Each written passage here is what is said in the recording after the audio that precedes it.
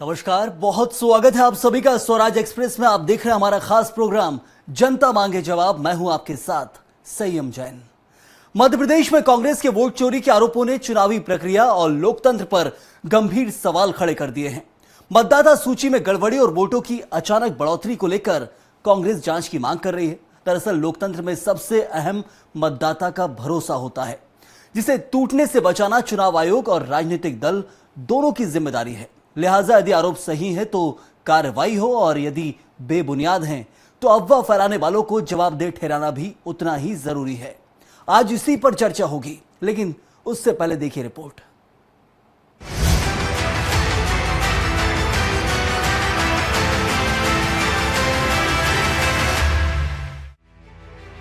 मध्य प्रदेश में वोट चोरी के आरोपों की गूंज सुनाई दे रही है। 2023 में हुए विधानसभा चुनाव के दौरान एमपी कांग्रेस ने वोट चोरी के आरोप लगाए हैं। ये आरोप ऐसे वक्त में लगाए गए हैं जब पूरे देश में वोट चोरी को लेकर सियासी घमासान मचा हुआ है। कांग्रेस का कहना है कि 27 सीटों पर उनके उम्मीदवार बहुत कम अंतर से हारे हैं। इन सीटों पर वोटर लिस्ट में गड़बड़ी हुई है। नेता प्रतिपक्ष उमंग सिंघार ने प्रेस कॉन्फ्रेंस के जरिए इलेक्शन कमीशन पर वोट चोरी के गंभीर आरोप लगाए हैं। सिंघार ने दावा किया है कि 2023 विधानसभा चुनाव के पहले 2 महीने के भीतर 16 लाख वोटर बढ़ गए।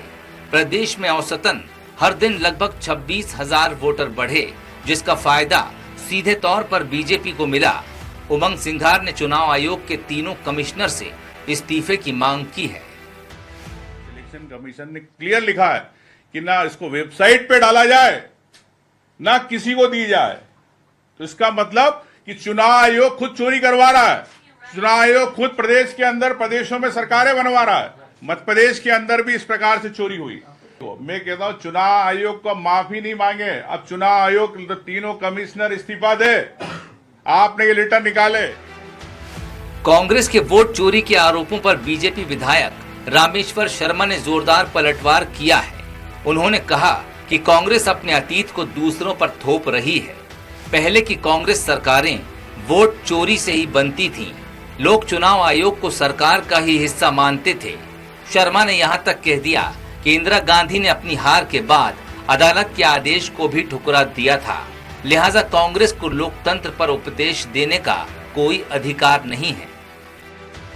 कांग्रेस को लगता है कि उसका जैसे अतीत रहा है वैसे ही वो दूसरों को समझती है। जैसे कांग्रेस के पहले की सरकारें वोट चोरी से बनती थी, पहले की सरकारें निर्वाचन आयोग को जो है पंगु बनाए रखती थी। इंदिरा जी ने आपातकाल क्यों लगाया? अगर चुनाव हार गई तो उन्होंने तो माननीय न्यायालय तक को भी ठेंगा दिखा दिया था। वोट चोरी के आरोपों ने देश की सियासत में नई हलचल पैदा कर दी है। देश में ऐसा पहली बार नहीं है जब चुनाव प्रक्रिया को लेकर सवाल उठाए गए हैं, लेकिन जब देश की 2 प्रमुख राजनीतिक पार्टियां इस तरह आमने सामने हों तो लोकतंत्र की नींव पर सीधा असर पड़ता है। मतदाता का भरोसा चुनावी व्यवस्था पर सबसे बड़ी पूंजी है, और उस भरोसे में दरार का आना पूरी प्रणाली के लिए ही खतरनाक संकेत हो सकता है। लिहाजा जो आरोप लगे हैं उनकी जांच जरूरी है, और अगर आरोप बेबुनियाद हैं तो झूठ फैलाने वालों को जवाबदेह ठहराया जाना उससे भी ज्यादा जरूरी है। Bureau report, Swaraj express. तो वोट चोरी पर बवाल और कांग्रेस के ऐसे उठे जो सवाल जिनका जवाब लेना भी बहुत जरूरी है। तो इस पर खास चर्चा के लिए हमारे साथ मौजूद हैं कांग्रेस के प्रवक्ता फिरोज सिद्दीकी और वरिष्ठ पत्रकार केस शाइनी भी मौजूद है। आप दोनों का बहुत बहुत स्वागत है, और बहुत जल्दी बीजेपी प्रवक्ता भी हमारे साथ जुड़ेंगे। सिद्दीकी साहब, सबसे पहले चर्चा की शुरुआत आपसे ही होगी। क्या कुछ जो आरोप लगाए गए हैं, एक तरह से कहा गया कि जनवरी से अगस्त के बीच कुछ 4 लाख के करीबन मतदाता जुड़े, और उसके बाद फिर ये रफ्तार इतनी तेज हुई कि 4 गुना पार कर गई, 16 लाख एक साथ मतदाता बढ़ गए। तो उस समय ये ध्यान नहीं दिया गया, लेकिन जैसे ही राहुल गांधी कहते हैं उसके बाद अब कांग्रेस जागृत होती है। देखिए, हमको वोटर लिस्टों की जानकारी थी 2018 से। 2018 में कांग्रेस पार्टी ने ही जब मशीन रीडेबल जो वोटर लिस्ट आती थी उसके माध्यम से हमने 26.5 लाख वोट 24 लाख वोट जो है वो डिलीट करवाई। ऐसा खुद ही चुनाव आयोग ने कहा, वो डुप्लीकेट वोटर्स थे। अब जब 2023 आया तो 2023 में मशीन रीडेबल हमारे को फॉर्मेट नहीं मिला, एक बात। दूसरी बात यह है कि ये तो स्पष्ट दिख रहा है कि चुनाव आयोग ने 16 लाख वोट बढ़ा दिए जब अंतिम प्रकाशन आपने कर दिया। और अंतिम प्रकाशन करने के बाद अगर मान लीजिए कुछ लोग कुछ वोट जुड़ते हैं, कुछ लोग आके आवेदन देते हैं, तो जुड़ा तो ये आदेश क्यों किया गया कि इसको वेबसाइट पे ना डाला जाए, इनको पॉलिटिकल पार्टीज को ना दिया जाए। और ये हमने देखा कि 27 सीटों पर ये घोटाला हुआ है और इन 27 सीटों पर ही हम चुनाव हारे। एक बड़ी अजीब बात होती है इस चुनाव में कि जहां भी घोटाला पकड़ाता है, जहां भी लोग हेर फेर दिखती है, वहां लाभार्थी जो होती है वो भारतीय जनता पार्टी होती है। तो लोगों का जो लोकतांत्रिक अधिकार है ये उसको छिनाने का प्रयास है। अब एक एक घर में 100 वोटर अगर निकलेंगे, एक एक कमरे में 110 वोटर निकलेंगे। ये तो अभी रीवा के सांसद ने भी कहा कि एक कमरे में 110 वोटर है मेरे यहाँ। तो कहीं ना कहीं भारतीय जनता पार्टी जो है वो चुनाव आयोग पे दबाव बनाकर और ये काम कर रही है। और एक चीज बोलूंगा जैन साहब आपको, मैं पहले शाइनी जी के भी मैं इस तरफ चाहूंगा, तवज्जो चाहूंगा कि पहले हम लोग चुनाव आयोग को कोई भी शिकायत करते थे जी। तो चुनाव आयोग उसकी तुरंत जांच करता था और जांच करके उसको पब्लिक डोमेन में डाल देता कि ये आपने शिकायत की थी, इस पर हमारे ये जांच के निष्कर्ष हैं और ये आपके पब्लिक डोमेन में देख लीजिए। इससे विश्वसनीयता बनी रहती थी। 14,500 शिकायतें जो थी 2023 विधानसभा की, उनको बिना डिसाइड किए चुनाव आयोग ने जो चुनाव डिक्लेयर कर दिए। तो ये तो अनियमितता है और इसका मामला सुप्रीम कोर्ट में पिटीशन लंबित है अभी। तो हर बात के लिए क्यों सुप्रीम कोर्ट जाना पड़ता है नेताओं पर? को? तो सवाल है फिरोज सिद्दीकी साहब कि आखिर देश में चल क्या रहा है। बहुत कुछ चुनाव आयोग पर भी आरोप हैं और वो वाजिब है क्योंकि एक तरह से सवाल उठाए गए हैं। यदि एक एड्रेस पर 100 लोग हैं, यदि महादेवपुरा की बात करेंगे कर्नाटक की, तो वहां भी बहुत सारे सवाल है जिनका जवाब चुनाव आयोग ने प्रेस कॉन्फ्रेंस में नहीं दिया है। चुनाव आयोग बच नहीं सकता, अपनी बात रखिए। बहुत सारे सवाल है, लौटूंगा आपके पास।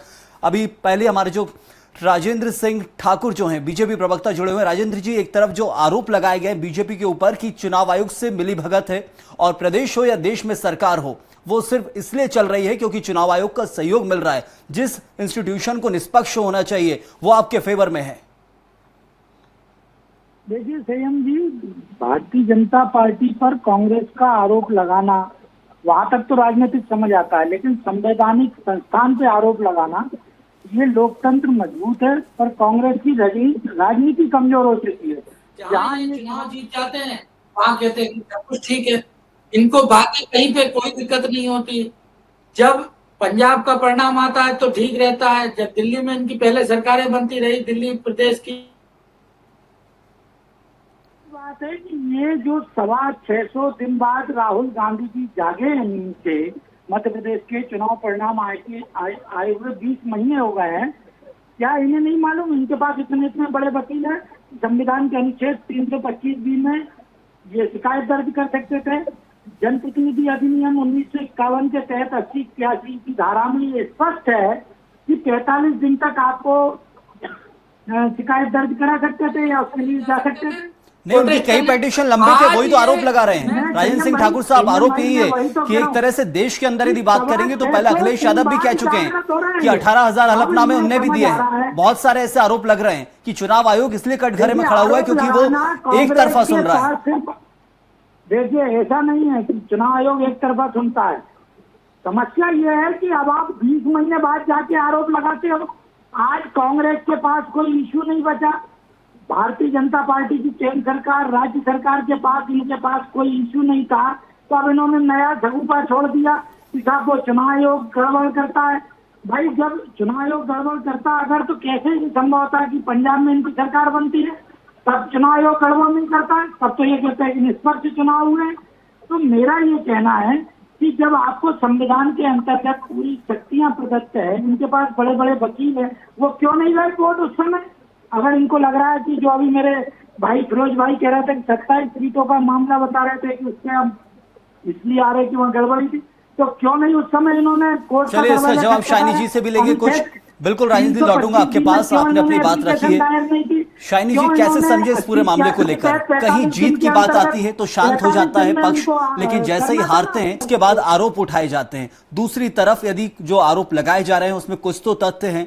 यदि एक एड्रेस नाम रजिस्टर्ड है तो उस एड्रेस को लेकर भी सवाल उठाए जाते हैं कि आखिर ये कैसे हैं, क्या जमीनी स्तर पर जो काम कर रहे हैं चुनाव आयोग के नीचे BLO होते हैं, कलेक्टर के नीचे जो काम करते हैं, जिनका काम होता है घर घर जाकर चुनाव की सूची तैयार करना, घर घर जाकर नामों को देखना कि कौन इस वक्त रजिस्टर्ड होगा वोटर लिस्ट में, क्या इनकी गैर जिम्मेदारी है? सईम जी देखिए, इसमें ये जो वे आरोप लगा रहे हैं वो सही है, झूठ है, गलत है, ये इतना महत्व नहीं रखता है। महत्व ये है कि इस तरह की बात करने से एक पब्लिक के अंदर, जनता के अंदर एक तरह का वहम पैदा होता है, डिस्ट्रेस चालू हो जाता है, जो कि डेमोक्रेसी के लिए बहुत ही नुकसानदेह है। अगर जनता ये एक बार सोच ले कि हम जो वोट डाल रहे हैं वो हमारे न कोई भी डाल सकता है और इससे परिणाम जो आता है वो हमारे वोट से नहीं आ रहा है, इलेक्शन कमीशन ने उसमें तालमेल के साथ कर रहे हैं, तो ये जनता के अंदर एक तरह का ये बहुत ही अनफॉर्चुनेट थिंग है।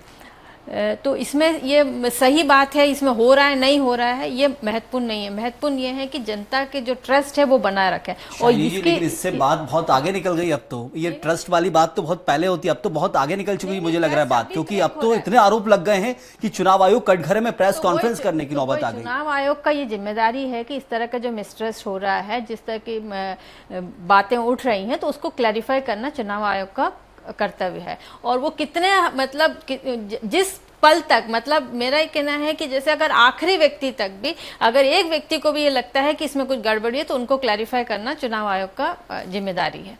क्योंकि क्या होता है, अगर एक व्यक्ति को भी ये लगता है कि ये ठीक नहीं हो रहा है तो हमारे डेमोक्रेसी पे कहीं ना कहीं उस पर दब्बा लगता है। पर यहाँ जहाँ तक ये जिम्मेदारी पॉलिटिकल पार्टीज की भी है कि इस तरह की चीज़ें, अगर कोई इसमें तथ्य नहीं है और सिर्फ आप अपने पॉलिटिकल गेन के लिए कर रहे हैं तो ये कहीं ना कहीं आप प्रदेश के अंदर, देश के अंदर अराजकता पैदा करोगे इससे।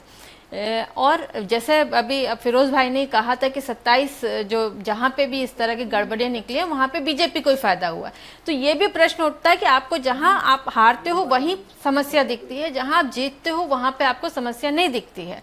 तो बात यह है कि इसको क्लैरिफाई करना पॉलिटिकल पार्टी, चाहे बीजेपी हो, कांग्रेस हो और इलेक्शन कमीशन, ये सभी की जिम्मेदारी है कि ये पब्लिक के अंदर डिस्ट्रेस पैदा करने के बजाय, और इससे पहले कभी भी हमेशा हुआ है, चुनाव आयोग के प्रति एक तरह का सवाल उठे हैं, लेकिन आज के तारीख में विपक्ष और चुनाव आयोग ये आपस में भिड़ रहे हैं, जो कि अच्छा नहीं। जो पॉलिटिकल पार्टीज आपस में भिड़े ही चलता है, लेकिन चुनाव आयोग और पॉलिटिकल पार्टी आपस में भिड़े, अब लगता नहीं कि जो आप बात कर रहे हैं सकारात्मक सोच की आप बात कर रहे हैं कि देश में पॉलिटिकल पार्टियों को सकारात्मक रवैया अपनाना चाहिए जिससे देश के अंदर जो जनता है वो भ्रमित ना हो। लेकिन दूसरी तरफ जो आरोप है उनको लेकर चर्चा करना बहुत जरूरी मुझे लग रहा है। एक तरह से कहा जा रहा है, जो अखिलेश यादव ने बयान दिया कि वो हलफनामा भी दे चुके हैं, चुनावी प्रक्रिया का पालन भी कर चुके हैं 2022 विधानसभा चुनाव के बाद, उसके बावजूद उनकी नहीं सुनी गई थी। हलफनामा देने के बाद जवाब नहीं आया, फिर से मेल किया गया, तो इससे अब क्या समझा जाए, इसकी तरफ कहां रुख करना चाहिए? आज जो जिस तरह से ये बोल रहे हैं, ये उसी टाइम क्यों नहीं इतना आक्रोशक होकर बाहर आए हैं? जो आप मीडिया के सामने आज आके ये बात कह रहे हैं, और आज इसकी बात, जैसे मध्य प्रदेश में भी अभी चुनाव होकर 1.5 साल हो गए हैं, तो आप इस बात को जो बात आप कह रहे हो, हमारे यहाँ जो प्रोसेस है बहुत डिसेंट्रलाइज्ड है। ये नहीं कि चुनाव आयोग चाहेगा और किसी का नाम ऐड कर देंगे और मिटा देंगे। जो BLO है, BLA है, फिर DM है, फिर कलेक्टर है, ऐसे कई स्तर पे उस पर वो होता है, प्रक्रिया होती है। और BLA तो बिल्कुल आपके जो प्रदेश है के जो बिल्कुल जो बस्ती है वहाँ से आप लोग उठाते हो, ऐसे नहीं कि कहीं ऊपर से कोई आके वहाँ बैठ जाता है। तो वो BLO हर एक व्यक्ति को वहाँ पहचानता है। आप जैसे उसके पास चले जाओ कि मेरा नाम ऐड करना है, आप कोई कागज मत दो, BLO क्योंकि आपको जानता है वहाँ से, तो वो आपका नाम जो है आपको वोटर ID कार्ड बनवा लेता है। तो ये इस तरह से अगर कुछ हो रहा है तो ये मेरे ख्याल से इसमें जो जब भी होता है उसी टाइम सबको आवाज उठानी चाहिए और निष्पक्ष होकर इस पर कार्रवाई होनी चाहिए। फिरोज सिद्दीकी के साथ टाइमिंग का बहुत बड़ा खेल है यहाँ पर, ऐसा लग रहा है। आपने जो इस वक्त बात रख रहे हैं अपनी 27 सीटों पर हार को लेकर, न 27 सीटें जीतने से सरकार बननी थी, और 27 सीटें हारने के बाद यदि तथ्य मिल रहे हैं तो वो तथ्यों को लेकर अब कांग्रेस क्या करेगी, या सिर्फ आरोप तक रहेंगे? ये केंद्र में आपके केंद्रीय नेतृत्व हलफनामा नहीं दे रहा है, आप देंगे क्या हलफनामा? नहीं भाई, क्यों हलफनामा देंगे? डॉक्यूमेंट किसका है? चुनाव आयोग का। चुनाव आयोग हलफनामा दे कि नहीं नहीं ये ऐसा नहीं है, ये ऐसा है। ये एक अजीब माहौल है इस देश में। चंडीगढ़ का महापौर जो है वो जो सुप्रीम कोर्ट बनाता है, हरियाणा में एक सरपंच को सुप्रीम कोर्ट ने बनाया। मतलब मजाक हो रहा है ये देश में कि चुनाव आयोग के मामले की पिटीशनें जो है सुप्रीम कोर्ट में जा रही हैं। और जाके फैसला पलट जाता है। और चुनाव आयोग ने क्या किया, कोई एफआईआर दर्ज नहीं की। प्रधानमंत्री जो है धर्म की बात करते हैं भरी चुनाव सभा में, चुनाव आयोग कोई कार्रवाई नहीं करता। हम लोग शिकायतें करते हैं, अपोजिशन पार्टी, चुनाव आयोग शिकायत नहीं सुनता। हम लोगों ने दिल्ली में शिकायतें की कि साहब एक एक फ्लैट में 40-40 आदमी है, तो अगर 40 आदमी है तो 60 बच्चे भी होंगे, ठीक है, लेकिन वो चुनाव आयोग ने तब भी कार्रवाई नहीं की। तो अगर आप कार्रवाई नहीं करोगे तो फिर पॉलिटिकल पार्टी सड़कों पे आ गई। लोकतंत्र में क्या होता है, तो कोर्ट का रास्ता अख्तियार सबसे किया बड़ी गया तो फिर मैं से। शाइनी जी से ये भी तवज्जो चाहूंगा, जब सुप्रीम कोर्ट ने एक चयन समिति बना दी थी जिसमें सीजेआई, प्रधानमंत्री और लीडर ऑफ अपोजिशन रहेंगे, सरकार 5 लोगों का पैनल लेके आएगी, एक एक पैनल पर डिस्कशन होगा और वोटिंग के आधार पर जो है 3 लोगों के बीच मत पड़ेंगे और उसके बाद चुनाव आयुक्त का निर्णय होगा। शाइनी जी कुछ कहना चाह रही सरकार थी, ने शाइनी क्यों जी। बदल दिया इसको? जरूर लौटूंगा है ना, शाइनी जी और कुछ कह रही भारतीय जनता चुनाव आयोग से सवाल पूछो, भारतीय जनता पार्टी उसकी प्रवक्ता बन जाती बात है। रखिए अपनी शाइनी, अरे बोलिए। ऐसा हुआ वैसा हुआ, मतलब चोर की दाढ़ी में तिनका है। फिरोज जी, भाई, वोट चोरी मेरा की से सरकार छोटा सा बनी है सवाल ये। है आपसे कि ये जो आपको त्रुटियां जो दिखी थी, इसको आप सड़क पे पहले क्यों नहीं उतरे? जो इतने समय बाद देखिए, क्यों ये- आपको याद आ रहा है कि ये त्रुटियां हुई थी? आपको शाइनी सड़क जी को याद उतरना कर चाहिए। जब लीजिए। अगर कोई आपकी बात नहीं सुन रहा है, अपना जो डेमोक्रेसी है, इससे आपको बिल्कुल आप सड़क पे आ सकते हो, जनता को इकट्ठा कर सकते हो, उनके आवाज बन सकते हो। तो आपने आप सोचिए कितना बड़ा एक डिससर्विस है कंट्री के लिए अगर आप लोग ने आवाज समय पे नहीं उठाया तो। देखिए, हम लोगों ने जब भी आवाज उठाई थी, कमलनाथ जी की आप प्रेस कॉन्फ्रेंस याद कर लीजिए, 3 दिन बाद हुई थी कि 99% चार्ज बैटरीज मिली हैं हमको, और हमारे जो कैंडिडेट्स थे उन लोगों ने लिखित में शिकायतें की कलेक्टरों को कि है ना 99% चार्ज बैटरीज कैसे हो गई। चुनाव आयोग ने कोई आप लोगों को, जिस तरह से आप आवाज उठा रहे हो, ये उससे उस टाइम क्यों नहीं किया? चुनाव के बाद तो खैर देखिए, जब एक पानी तरह से सर से लाडली बहना ऊपर हो योजना जाता की है जिक्र किया गया तो था फिर कांग्रेस की तरफ संवैधानिक से हार का कारण, संस्थाओं लेकिन की अब जो मेरे को लग रहा है यहाँ मर्यादा पर होती है, उसको तोड़ना कि जो पड़ता है। चिंतन मनन कांग्रेस और ने अब किया है हमने तो चुनाव आंकड़े आयोग निकाले को जा रहे घसीट के हैं। मैं आप सड़क दोनों के पे पास ले आए लौटूंगा। कि अब आप राजेंद्र चोर सिंह हो, ठाकुर जी, एक वोट तरह से चोरी जो से सरकार चल रही है मोदी देश के को अंदर, और चुनाव मोहन आयोग यादव की को मिलीभगत से चल रही है, प्रधानमंत्री बड़े बड़े बनाया आरोप लगाए गए कांग्रेस की तरफ से। कैसे निराधार कर सकते हैं इन आरोपों को? क्योंकि सबसे बड़ा सवाल यह है कि जो तथ्य रखे जा रहे हैं वो वाजिब है या नहीं, ये जांच करना जरूरी है। बीजेपी खुलेआम कह रही है कि चुनाव आयोग निष्पक्ष संस्था है, चुनाव आयोग के ऊपर विश्वास है बीजेपी को, लेकिन तथ्यों की जांच करवाना भी तो देश के अंदर एक बड़ा काम है। नहीं, वो तो मोदी जी का चुनाव आयुक्त है, सिद्दीकी मोदी साहब जी और लौटूंगा, अमित अभी शाह का राजेंद्र वो जी से चेला है जवाब जो चुनाव आयुक्त है। फिरोज सिद्दीकी सुन रहा बाबू। था वो ना, OSD था आप वो। गलत बोल रहे थे तो भी सुन रहा था। तो आप सच्चाई सुनना सीख जाएं कांग्रेस के लोग, तभी आप बात कर पाएंगे।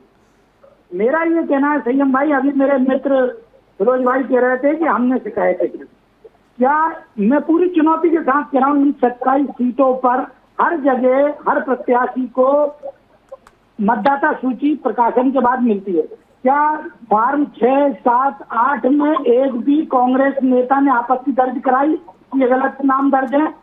आप पूछ लीजिए, मैं पूरी चुनौती के साथ कहता हूँ फिरोज भाई। वही तो हम हर कह रहे हैं कि कलेक्ट्रेट हमको में बताया ही नहीं एक गया। मिनट पहले सुन लो, यही तो हम सुन लो कह रहे हैं फिरोज कि- भाई, अरे हम यही फिरोज तो भाई आपकी सुन बात लो, क्लियर करे, सुनो अरे भाई क्लियर कर दे तो मेरी हर बात तो सुन कलेक्ट्रेट लीजिए। में- एक कलेक्ट्रेट कि यही में तो बात फॉर्म उमंग 6, सिंह गार 7, जी फिरोज कह रहे सिद्दीकी हैं। जी, आ रहा हूं, बात रख लें, वो अपनी एक आपको- सेकंड बात कह लें, उसके बाद आपको जवाब मैं- देंगे। आप इनसे पहले पूछ तक लीजिए कि आपत्ति यही तो बात स्वीकार उमंग की सिंह गार जाती है। कह रहा है, उस पर मेरे आपका क्या यहाँ तो कहना है? हुई है। आप ही पूछ लीजिए मेरी तरफ। टाइमिंग का बड़ा खेल है, अब आप आवाज उठा रहे हैं 27 सीटों को लेकर, इसके ऊपर आपके ऊपर भी आरोप लगेंगे कि इतनी देर से क्यों, आखिर आकलन करने में इतना लंबा वक्त क्यों लगा है? फिरोज सिद्दीकी निर्देश साहब, दिए थे 10 दिन पहले तक सूची में अगर कोई गड़बड़ी है, फॉर्म 6, 7 और 8 के अंतर्गत उन्हें आपत्ति दर्ज करानी थी। एक भी कांग्रेस के नेता ने इन 27 सीट पर जाकर आपत्ति दर्ज कराई?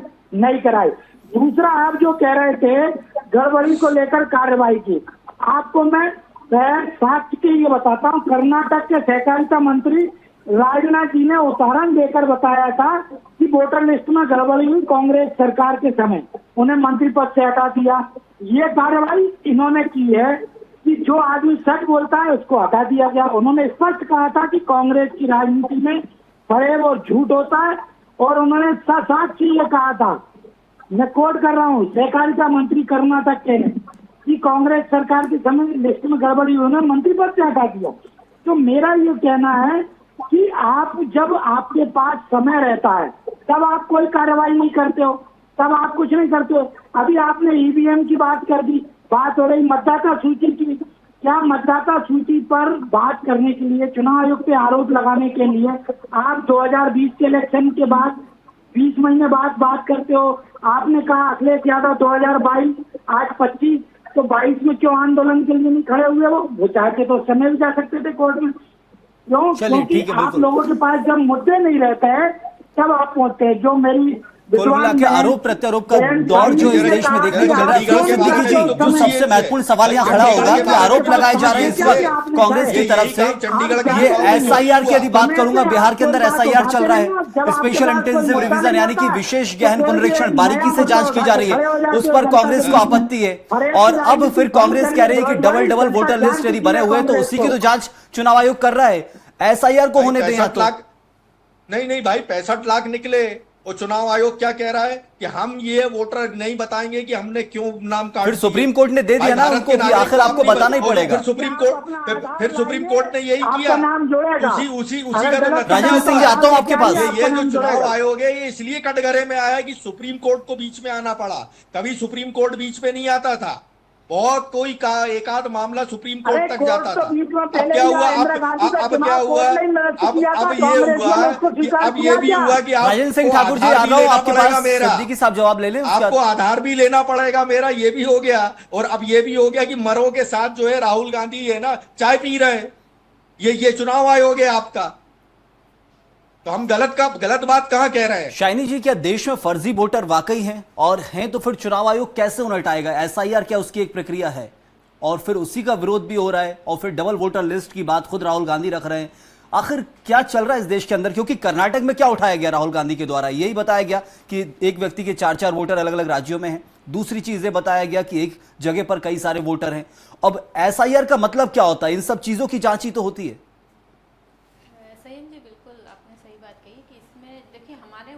करना और वोटर लिस्ट में नाम होने दो अलग अलग चीज़ें हैं। मेरा नाम अगर यहाँ पर है और मैं कहीं भी बॉम्बे चली गई, मैं कहीं गई, वहाँ पे भी मैंने अपना वोटर आईडी बना दिया, तो मेरा नाम हो सकता है कि दोनों जगह हो। मैंने कटवाया नहीं है तो मेरा यहाँ पे, लेकिन मैं वोट तो एक ही जगह डाल सकती हूँ। अब ये बात अलग है, इसको ये जो डबल ट्रिपल हो जाते हैं, क्योंकि लोग गांव से शहर में आते हैं, शहर से बड़े शहर में जाते हैं, तो 3-3 वोटर लिस्ट में नाम हो जाते हैं। तो इसका जो वेरिफिकेशन कैसे होगा, ये एसआईआर के थ्रू ही हो सकता है। और कई बार ऐसा होता है कि मैं मतलब एक ही जन के नाम पे दो मतलब जो कोड होता है, सेम कोड पे सेम नाम पे हो जाता है, लेकिन उसमें फोटो रहता है, तो आप आइडेंटिफाई कर सकते हो कि ये व्यक्ति जो है ये अलग अलग जगह जाके वोट कर रहे हैं क्या। अब इस सब चीज़ों की जो वेरिफिकेशन होगा, अब एक प्रोसेस होता है जो नॉर्मल वेरिफिकेशन, ये हर बार होता है, वोटिंग से पहले हर स्टेट में होता है, हर इलेक्शन के पहले होता है। उसको सिंपल वेरिफिकेशन होता है कि आपका जो वोटर लिस्ट है उसी में चेक होता है। एसआईआर जो है उसमें आप पूरे तरीके से नए लिस्ट बनाते हो, जिसमें जो भी मतलब किसी की डेथ हो गई है, कोई डबल है, जितने भी उसके आईडी कार्ड है, सारी चीज़ों पे वेरिफिकेशन। और कोर्ट ने अभी कह दिया कि 11 जो आइडेंटिफिकेशन आपके जो भी प्रूफ है वो सब वैलिड होगा। अब तक तो 10-10, 15-15 सालों में तो सिर्फ कुछ मेरे ख्याल से काम चुनाव आयोग की तरफ से होता नहीं था, सिर्फ पर्चियां, मतदाता पर्ची लाके घरों में दे देते थे, काम खत्म। एसआईआर में अब ये प्रक्रिया अपनाई जाती है। जो हो रहा है वो 20 साल बाद हो रहा है, 20 साल पहले हुआ था, उसके बाद अब हो रहा है जाके। तो ये जरूरी होता है एसआईआर एक बार होना, क्योंकि इतने साल बाद तो कितने लोगों की डेथ हो जाती है, कुछ हो जाता है, नाम कटवाते नहीं है लोग, बताते नहीं है, इन्फॉर्मेशन देते नहीं है। तो ऐसे स्थिति में एसआईआर होना जरूरी है। पर वो जो एसआईआर होता है वहां पे किसी तरह से कोई भी एक सिंगल वोटर मिस ना हो, किसी के भी अधिकार जो है वो खत्म ना हो, सबको एक वोट डालने का अधिकार हमारे देश में है, वो सबको मिलना चाहिए। तो लगातार जो आरोप प्रत्यारोप का दौर चल रहा है, और फिलहाल मध्य प्रदेश के अंदर से जो बात निकलकर सामने आई है, इसके ऊपर अब आगे क्या कुछ माहौल बनेगा वो देखना होगा। लेकिन मैं बहुत शुक्रिया अदा करूंगा, वक्त इतना ही था। फिरोज सिद्दीकी साहब आपका भी बहुत शुक्रिया, राजेंद्र सिंह ठाकुर जी आपका भी बहुत शुक्रिया, और शाइनी जी आपका भी बहुत बहुत धन्यवाद हमारे साथ जुड़ने के लिए। तो लगातार जो देश के अंदर माहौल है, एक तरफ बात की जाती है, एसआईआर का विरोध किया जाता है, दूसरी तरफ वही सवाल उठाया जा रहा है कि इतने सारे वोटर लिस्ट बने हुए एक व्यक्ति के, अरे उसी की तो बारीकी से जांच चुनाव आयोग कर रहा है, लेकिन उसी पर आरोप उठाए जा रहे हैं। लगातार अपनी बातों में कई बार नेता घिर जाते हैं, और वही इस वक्त देखने को देश में मिल रहा है। लेकिन चुनाव आयोग की जो प्रक्रिया जो अपनाई जाती है चुनावों के समय पर, उस पर हमेशा विरोध जो सुर हैं वो विपक्षी दल उठाता है, और खासतौर पर कांग्रेस अब तक इसमें माहिर रहा है, प्रदेश के अंदर हो या देश के अंदर हो। इस वक्त के लिए फिलहाल इतना ही। आप बने रहिए स्वराज एक्सप्रेस के साथ।